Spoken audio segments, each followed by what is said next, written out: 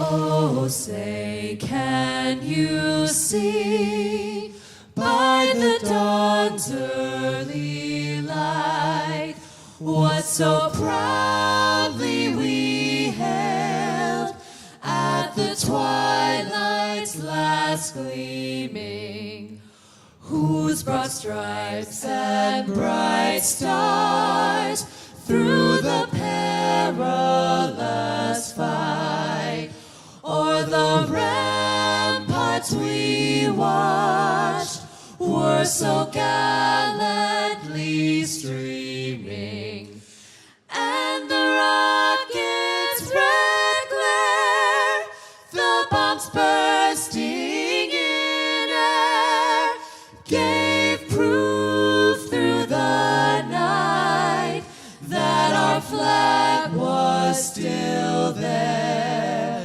Oh, say, does that star-spangled banner yet wave o'er the land of the free and the home of the brave? Home of the brave.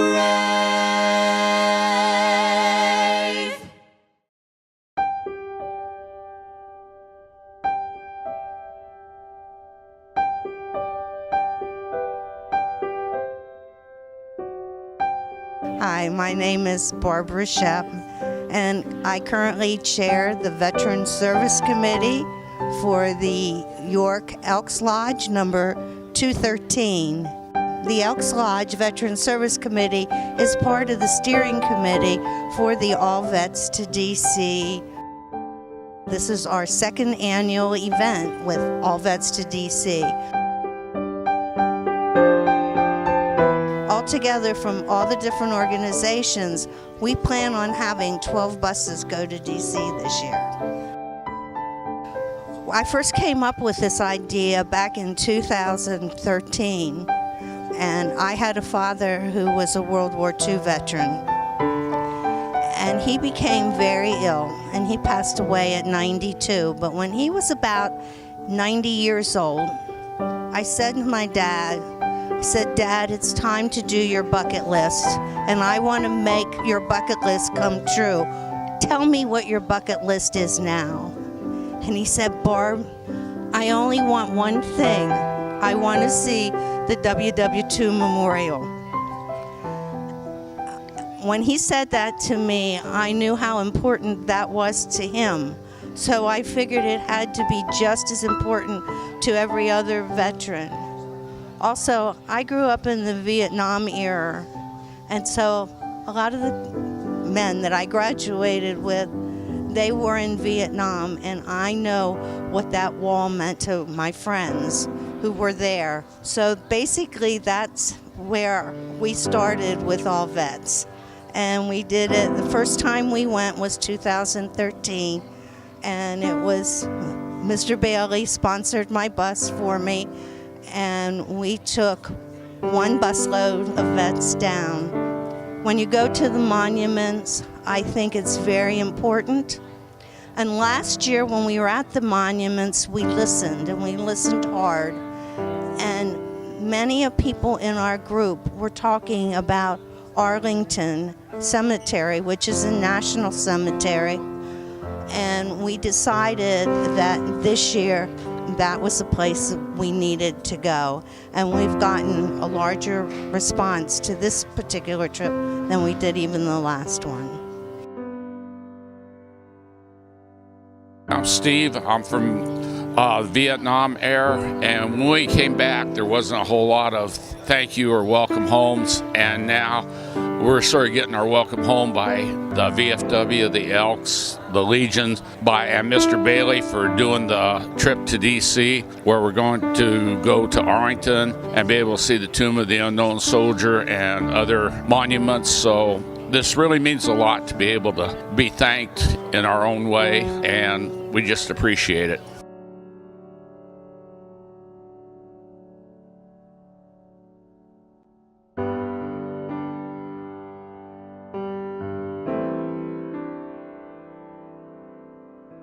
My name is Susan Burns, and I'm President Commissioner of the York County. My father was a World War II veteran, and he passed in March, so this is very emotional for me today. And our son served in Iraq. He is a Marine. So this is our way of saying thank you to our heroes. I think the veterans like to be with veterans, and this is an appreciation for not only veterans but their families, because I believe when a veteran serves, the whole family serves. So this is a great day. This is you can hear the laughter, you can feel the energy, and it's going to be an amazing day. And just to have all these veterans in one place is awesome.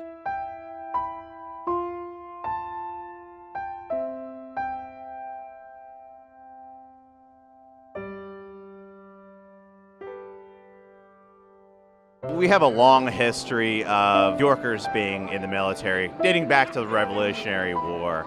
So we have a long battle history. Yorkers have always supported their family members, friends who have been in the military. We are very, very big pro-veteran. And I think it just goes to show how much community support for every veteran initiative, whether it's been a memorial for one of the wars, the Vietnam War memorials right outside of this building. There's Korean War Veteran Memorial. So we've always appreciated, always honored, and have always really stood behind our veterans.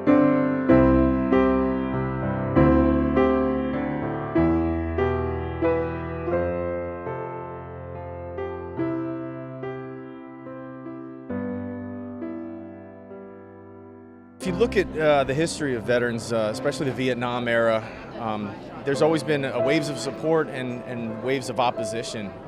If you look at the World War II era, those people were brought home to ticker tape parades. World War I, same deal. And then we look at the Vietnam veterans who came home to a lot of protest and sort of the culmination of a lot of anger and people that were confused about what our veterans were and who they were actually serving and what they were doing. So I think it's important that we see communities rally around their veterans, because we don't want to have another Vietnam, veteran come home. We want these guys who are serving their countries to come home and know that we support them, we support their difficult decisions they've had to make, and that we stand behind them.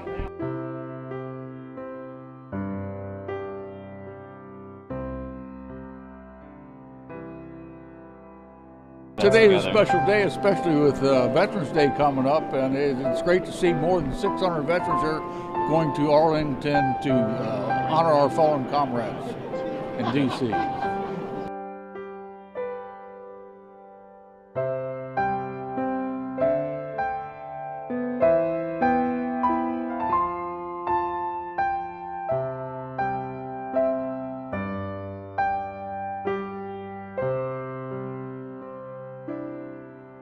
Well, a lot of the veterans, they come and thank me, and I say, no, my thanks is to you for the service to our country. But many of them have told me they would not otherwise be able to visit these national landmarks if we wouldn't provide them transportation down there for the day. I'm an Army brat. Both my mother and father served during World War II. My father was a captain, my mother was a lieutenant. And it's just a way for me to honor my parents. And I'm just very fortunate that we have the ability to give back to the veterans that gave so much to our country.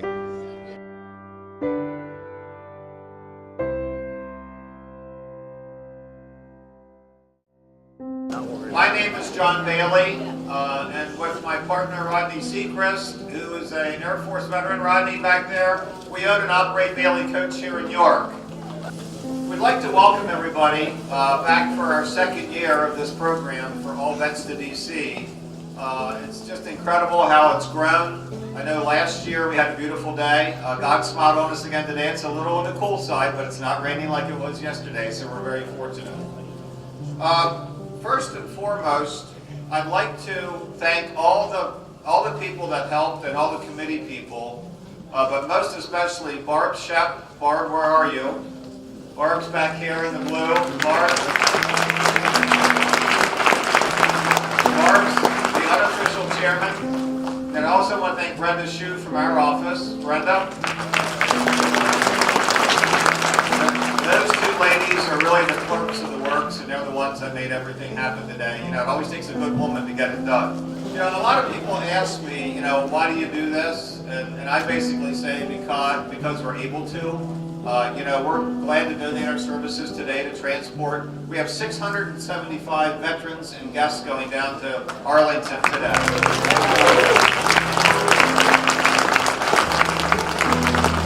We have 2 motor coaches that are going to depart from the Elks in Hanover, and they're going to meet us in Gettysburg, and we're all going to convoy down together, and we're going to have a great day. So a little bit why I like to give back. I want to tell you a little bit about Bailey's story. My father was a captain in World War II. My mother was a lieutenant in World War II. And my father was the Graves and Registration Officer for the 1st and 9th Armies. He landed in Normandy on August the 8th. And ironically today, November the 8th, would have been his 104th birthday today for Captain Bailey. So it's kind of ironic that it fell today like that. But my father and his roommate went out with my mother and her roommate on a double date, but they didn't go out together. And until the night was over, they switched. And so I stand before you. Okay? So that's the Bailey story, and I'm sticking to it. Okay? I'd like to recognize our elected officials that are here today. We have Congressman Perry is going to meet us in Washington, D.C. He had some business down there this morning that he had to be here today. That he couldn't be here this morning. He's going to meet us this afternoon. But I think Bob Riley from his office is here. State Rep Kristen Phillips Hill, I'm sorry. Stan Saylor. County Commissioner Chris Riley. County Commissioner Doug Hoke. County Commissioner Susie Burns, State Rep Keith Gillespie, State Senator Scott Wagner, and we're also had our Hanover buses, State Rep Kate Plunk, Will Talman, and Dan Mao. If I missed anybody, Seth Broke. I see Seth over there. If I missed anybody else? Over here. I'm sorry. So thank you all for our legislators that are here today. Thank you for everything that you do for us to protect our rights and serve us day in and day out. Good morning, and thank you for your service to our country, and welcome home to our veterans. I want to thank John Bailey for what he does for our veterans. As he said, his mother and father were veterans, and this, he told me, his way of paying it forward to you veterans. As I said, I am the commander of the Pennsylvania VFW, the greatest combat organization, I think, in the United States of America. What we do, we travel across the Commonwealth to make sure our posts are running properly. We want to make sure that the VFW runs the VFW and not the social members or the canteens. We have service officers all across the state. There are more than 30 service officers that can help you register in the VA. If you're not registered with the VA, please do so. Some veterans say, I don't deserve it. Well, the heck you don't. If you wore a uniform, you deserve to be treated at the VA. I'd like to wish you have a great day in Arlington, paying your respect to our fallen comrades. If you have never visited the Tomb of the Unknown Soldier, please do that today. One of the greatest events that I ever witnessed was the changing of the guard at the Arlington Cemetery. And boy, you talk about some strike troopers. They are, the last time I seen that, there was a female sergeant in charge, and she scared the heck out of me. I'm telling you, she was excellent. So just remember, all gave some gave all. It's great to see so many veterans and the spouses. You know, the spouses were, my wife was the greatest part of when I served in the Army, because they stood behind us and they welcomed us home, and by gosh, they were part of us. And thank you, spouses, for being there for our veterans. Thank you, and God bless you. God bless America. You're going to Arlington today, and I wish that you have a great blue sky day. All of you who actually was in the service, whether you served here or abroad, it all works together. One can't work without the other, so I wanted to personally say thank you. I hope you have a great day. I just want to thank all of you for your service. I've only been a state representative for 3 years, but the one thing that I have learned over that that short period of time, is how we take care of our veterans in this community. It is truly amazing that we have Bailey Coach, Wolf, Subway, you name it. There isn't a business, I don't think, in this community that has not stepped up at some point over the past 3 years to help our local veterans in some small or big way. If you noticed outside our first vehicle that we have, it has the theme to honor Gold Star families and Gold Star veterans. And we have some Gold Star families that are with us here today. And I'm going to ask them to stand. I'm going to introduce them, tell you a little bit about their fallen family member. We have 6 Gold Star families, and they'll be riding on the Gold Star bus today. Army Corporal Luke Runyon, my apologies. Died on February 17, 2008 in Iraq of wounds sustained when enemy forces ambushed his dismounted patrol using small arms fire. His parents, Lynette and Bill Baker, are present. Staff Sergeant Kimberly A. Boles, 27, was responding to an explosive ordnance disposal call when an improvised explosive device detonated in Iraq. Boles was assigned to the 703rd Explosive Ordnance Detachment, Fort Knox, Kentucky. Died on December 14, 2003. Her mother, Carol Foschenstock, Kelly Bonner, sister, and nephew Samuel are here today. Second Lieutenant Friedrich Fromm died November 1988 at the age of 22, serving his country in the United States Army. His mother and father, Maureen, and Dean's sister, Heather Barber, niece Carly, and nephew Oliver are with us today. Private First Class Martin Condor passed on April 29, 2004. When a makeshift bomb exploded near a Humvee he was riding in northeast of Baghdad. His mother, Cheryl Condor, is here today. Cher has been driving force behind the completion of the Veterans Gold Star Memorial Healing and Peace Garden at 1000 Vander Avenue in New York City. Army Specialist Zachary Klauser was one of 4 soldiers killed on July 18, 2007 after they were attacked by enemy forces using small arms and an improvised explosive device in Iraq. His mother and stepfather, Deb and Ron Etheridge, are the host and hostess of the White Rose VFW 556 bus today. Please stand and be recognized. Airman First Class Trent Grove died on December 31st, 2007 in a tragic automobile accident. He was the son of Rhonda Grove and the late Robert Grove. Rhonda is the hostess of the York Elks Lodge 2013 Veteran Bus today and a member of the York Elks Veteran Service Committee.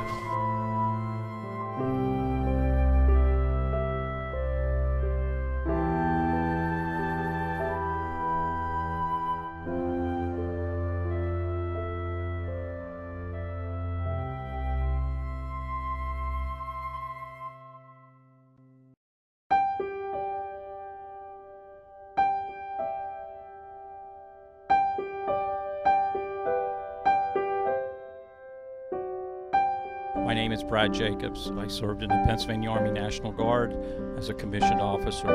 I served during Vietnam. I didn't serve in the country. I was called up on state duty as a National Guardsman.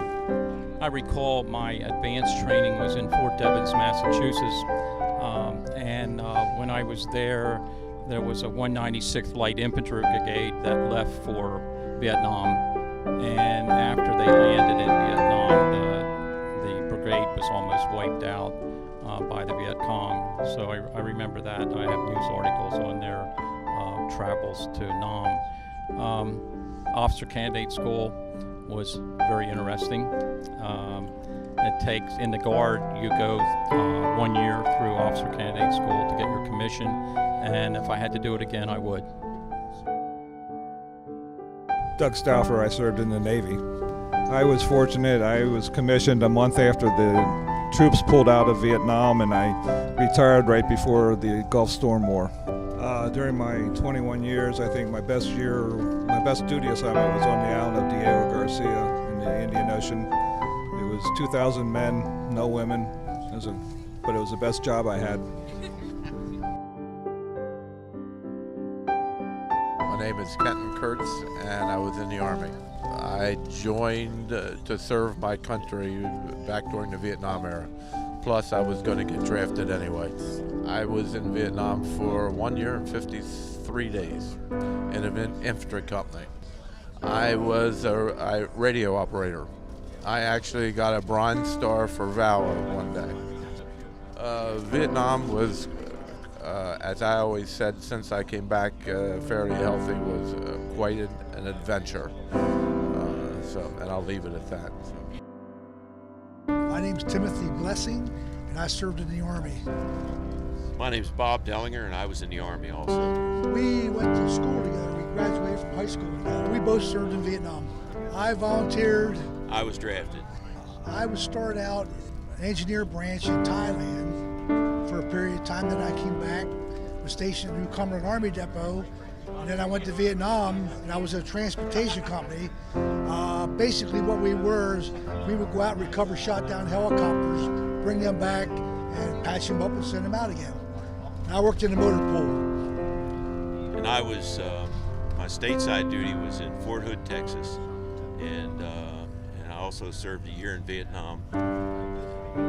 My job was fire direction control for artillery, and that was before the days of computers, so everything had to be hand calculated, all the indirect fire that artillery guns shoot.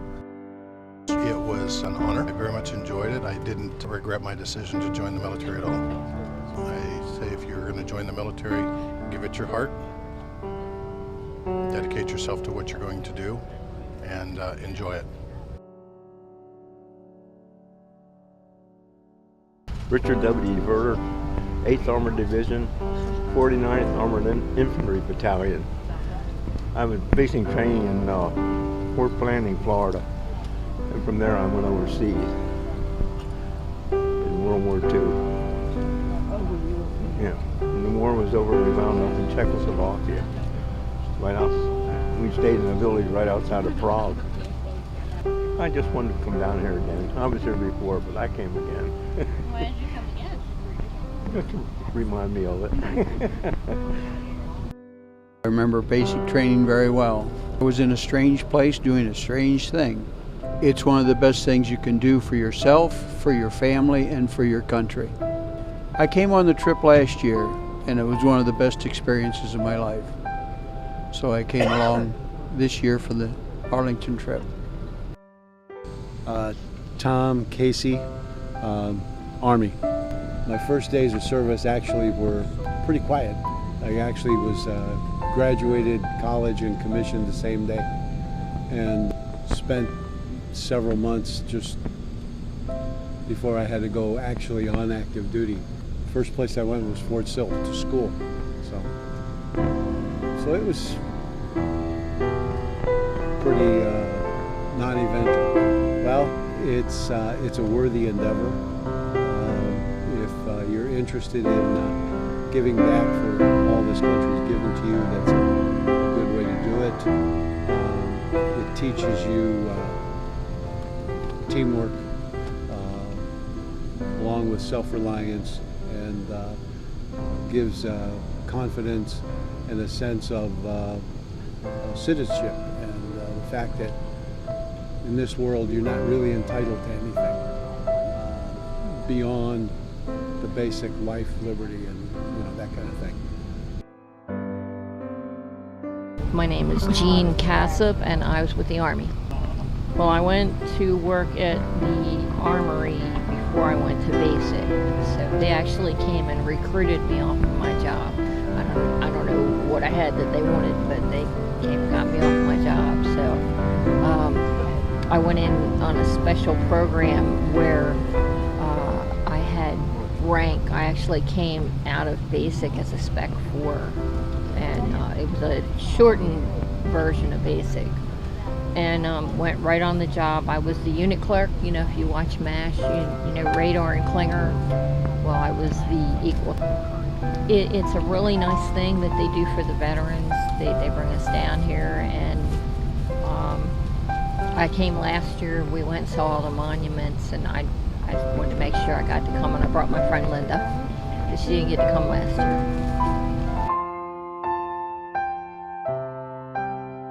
I enlisted Back in the day, I thought, that everybody needed to serve their country because it is such a great place to live and work, and we have everything that we need.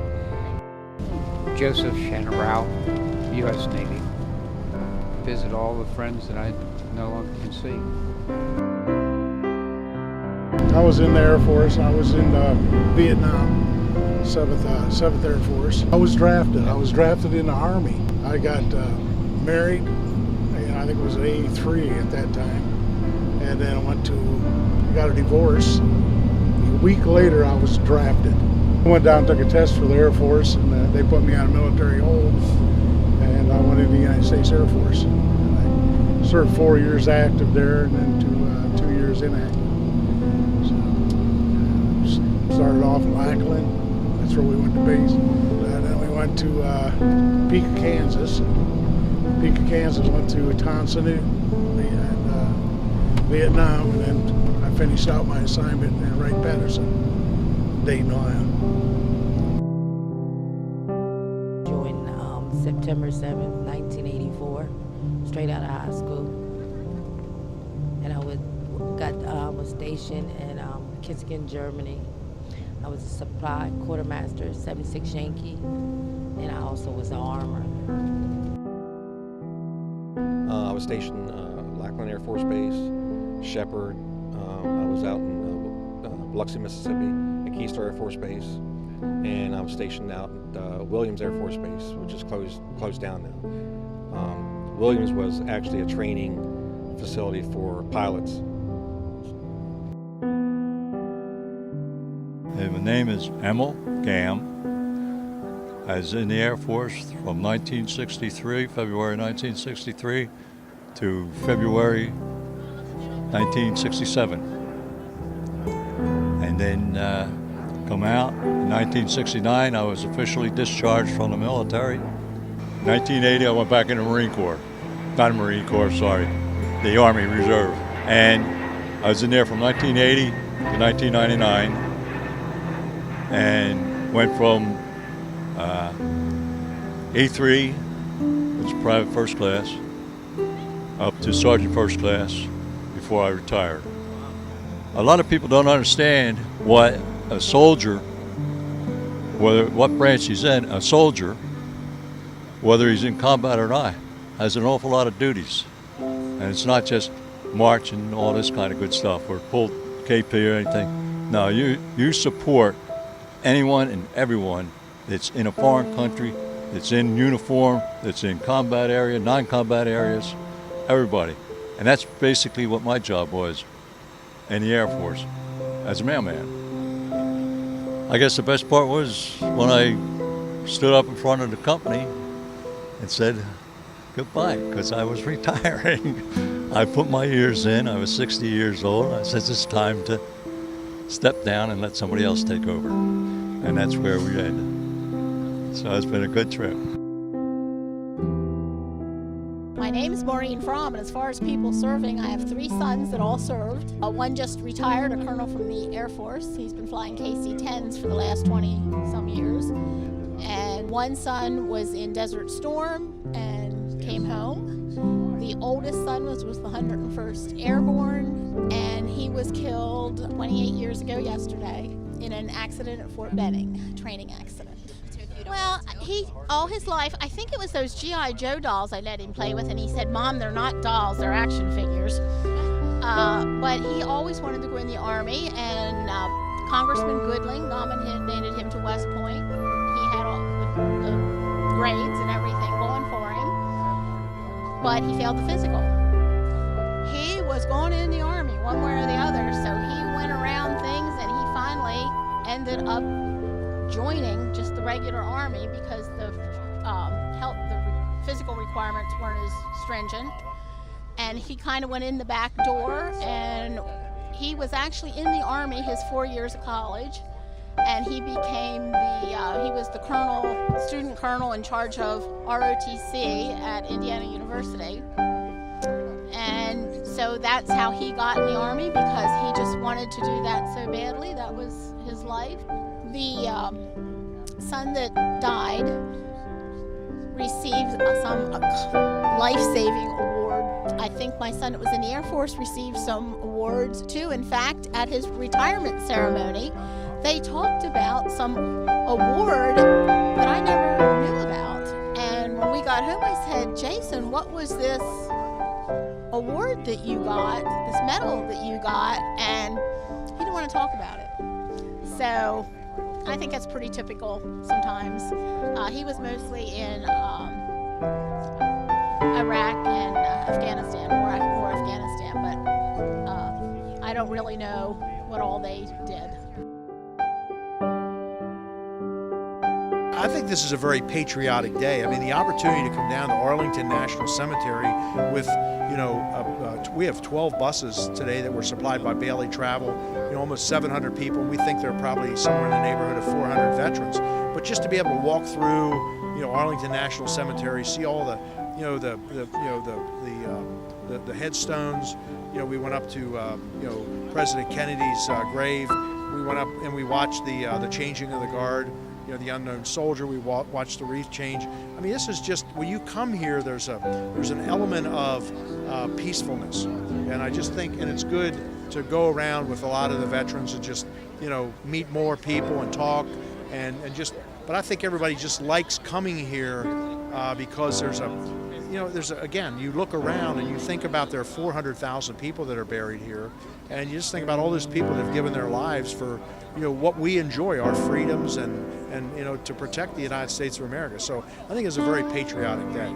I graduated from high school in 1973. The Vietnam War was was winding down in 1973, so I didn't serve in the military. So I am a high school graduate. I spent 1 year in college. I came out at age 19. I really started my first business enterprise. So I've started probably at least a dozen businesses over my career, and so I've lived the American dream.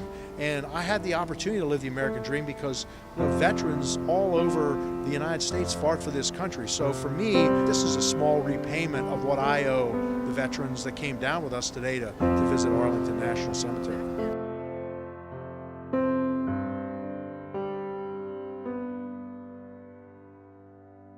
Service members always have a million stories, and that's what we like to spend a lot of our times doing when we talk to each other, is telling our Army stories. I'm an Army aviator, and of course immediately as an Army aviator, the artillerymen and the infantrymen pick on you because you're not doing it quite well enough or right enough, you're not tough enough. And of course if you're in the Army, you're not good enough to be in the Marines, you're not smart enough to be in the Air Force and all that stuff.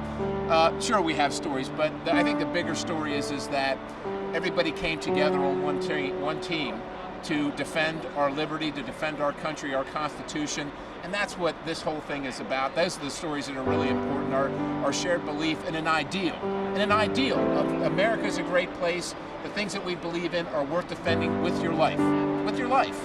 And that's the bigger story. So we're very close to Veterans Day, right? And so it's really important for veterans to tell the story, right, of Veterans Day, because a lot of times people confuse Memorial Day with Veterans Day. Veterans Day is a little different than that, but it's so it's close to that, so it's important. And of course, what's important to me right now is all these veterans that are here that have come to Arlington to be with each other. And veterans are a very unique and special group with shared experiences, unlike other people, and oftentimes it has to do with unfortunate circumstances and shared sacrifice and shared suffering. And so the uniqueness of that community and their ability to get together, share stories, kind of validate the things that they've been through. And what's really great, in my opinion, is that folks that maybe haven't served and are younger are here to hear those stories and talk with them as well, because one of the important things about these stories is preserving them for the future. Because those stories encompass the cost of freedom that we all have, and somebody paid for that. And it's those veterans that you're talking to and ones that are no longer here for various reasons.